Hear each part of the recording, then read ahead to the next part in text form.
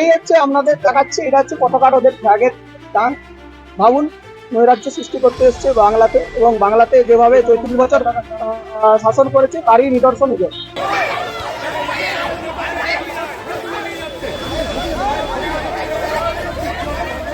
মেদিনীপুর কলেজের টিএমসিপি বনাম এসএফআই সংঘর্ষ, ব্যাপক ধস্তাধস্তি। আজ সোমবার ধর্মঘটের সমর্থনে যখন এসএফআই এর সমর্থকেরা মেদিনীপুর কলেজের মূল গেটের সামনে অবস্থান করে, সেই সময় টিএমসিপি জেলা সভাপতি রবীন্দ্রনাথ ঘোষের নেতৃত্বে টিএমসিপির বেশ কিছু বহিরাগত ছাত্র জোর করে ঢোকার চেষ্টা করে বলে অভিযোগ।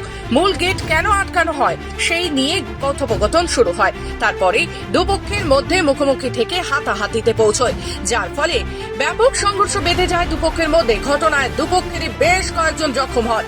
তারপর টিএমসিপি কর্মীরা কয়েকজনকে টেনে হিচড়ে বের করে পুলিশের হাতে তুলে দেয়। হ্যাঁ, আমাদের ধর্মঘট ছিল, আমরা ওখানে দাঁড়িয়েছিলাম।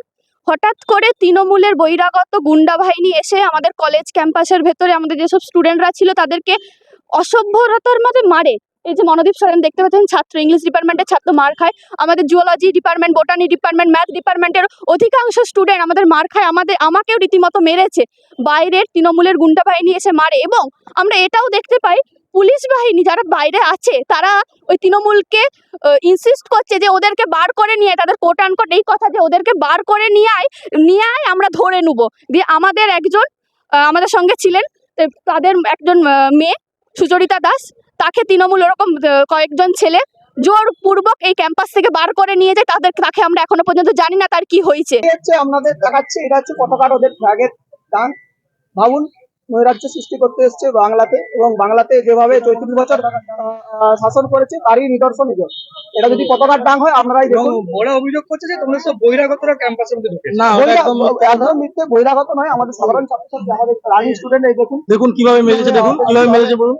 আক্রমণ করেছে দেখুন।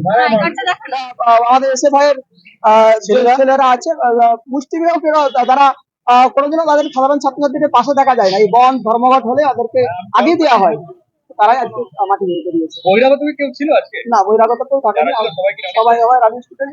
একে মেরেছে, গরম আমাদের কলেজেরই রানিং স্টুডেন্ট।